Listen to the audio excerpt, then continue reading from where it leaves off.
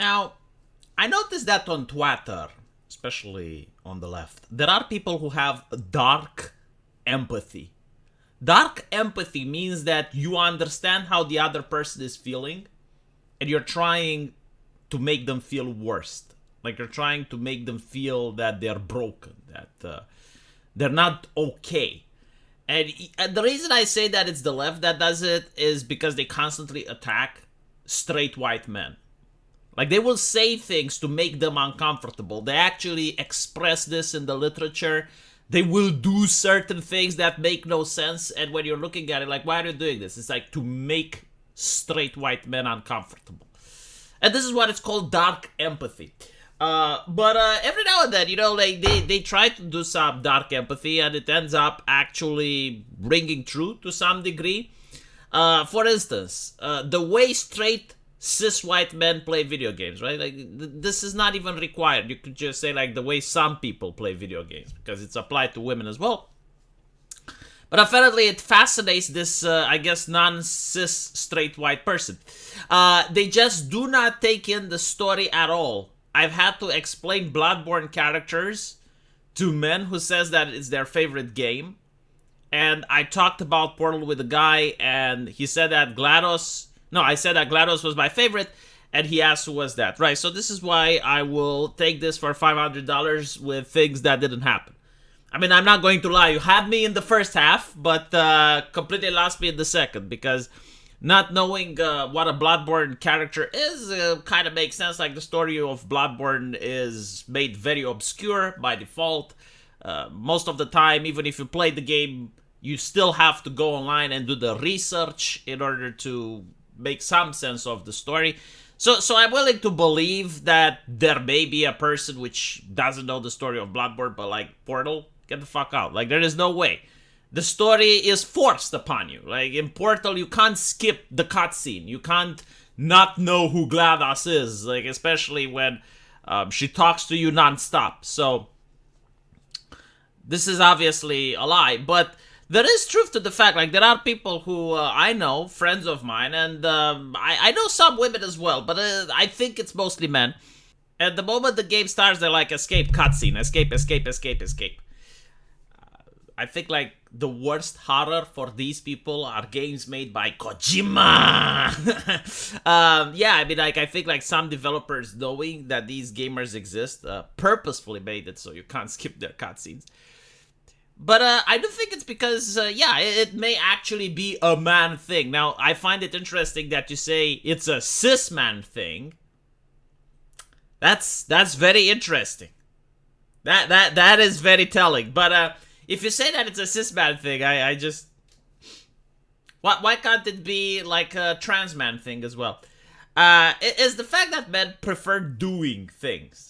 And most of the, like many times, people who play video games, they really don't care about the story at all. They just care about the action of doing the stuff, right? Like you will notice that when it's about movies, men prefer action films while a lot of women do prefer stories that talk about character development, telenovelas. I mean, the audience speaks for itself, right? Like how many men watch telenovelas? Not many, right? But this is not a bad thing or a good thing. It's just understanding the market. It's, if you are a company that wants to make money, you need to understand the type of audience you're catering to and give your target demographic what they desire. But of course, the left wants to sabotage capitalism, so they're like, no, actually, you need to produce something for everybody. Right? It's the same. I genuinely don't know why this is even remotely controversial, right? Like, if you say that men like to watch certain films and women like to watch certain others, or men like certain video games and women like certain others, you're called a raging bigot. But if you say that kids like cartoons and adults like different types of movies than kids, that's not controversial at all, right? Like for some reason, the age demographic is allowed, and I think like it would be really difficult to contradict it, given the fact that we all know that we do not enjoy the same things we enjoyed as kids. But like the gender demographic is completely off the table when it comes to talking about preferences. So yeah, no, I definitely think that men enjoy doing stuff, right? It's like doing the thing. And if you look at what men and women like on YouTube, you will see that a lot of men like these types of videos where you have a guy going into the woods and he's building a cabin all by himself. And it's 30 minutes of just him like hammering down stuff and taking the mud and creating various things out of it, right? Meanwhile, women seem to like crime documentaries. They look at criminals and the psychology of the criminal and how he managed to get away with it. And, like, again, that's fine. And there's overlap, of course. There are some women that like to see the guy in the woods that is doing the stuff. And there are men that enjoy watching the crime documentary. Like, there is overlap. But, like, generally speaking, if you look at the percentage, it's like a significant chunk of the demographic is what it is. And I think it's the same with video games. Like, there are certain people that just want to play the game. And this is why I find interesting that you see this trend in gaming, which is to simplify the gameplay, to make the gameplay easier, to make the gameplay almost irrelevant, to create like the gameplay where if you press the W key and you just walk forward, eventually you're going to finish the game. And this comes at the expense of gameplay, and they're like, oh, well, more cutscenes, more character development, more blah, blah, blah. And this is like a thing that I noticed, because again, like, if this is true, if men actually like gameplay and women like storytelling, like making video games into movies, like the Telltale type of game, which was very popular in a while, again, like, they don't know their market demographic. They're trying to cater to the wider audience, which doesn't exist. It's also interesting because a lot of men play competitive games, right? Like League of Legends. Like, how many people from League of Legends, like, genuinely know the story of Lux or know the story of Garen? Like, maybe they know a couple of things, but I don't think, like, many people actually bother to read the lore.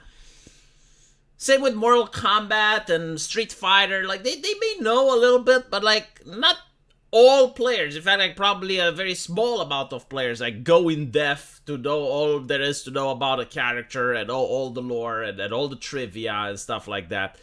And yeah, I do think, like, that there may definitely be a divide when it comes to this. Like, what do you guys think? Do you think that this is true or not? Again, there are men which care about the lore. Like, there are people who go on Bloodborne forums and they talk about the story and they want to know more and they're interested. Sure. But I guarantee to you, like, the average Bloodborne player probably doesn't know that much. Like, the average Bloodborne player just knows, alright, well, you have to press spacebar when the axe is flying towards you and then slash twice and backdash and that type of shit. Because they're more passionate with the gameplay. And by the way, like, there's nothing wrong with that. Like, I don't think that everyone should enjoy the games in the same manner. I do think that if someone likes a game while not caring about the story, that's fine. And then there are games that don't have a story whatsoever, which are very popular with men. Games that are sandbox, for instance. Games that require you to build your own adventure. Like, those don't even have a story. So anyway, right, let me know what you guys think, and as usual, I will see you in the comment section. Take care.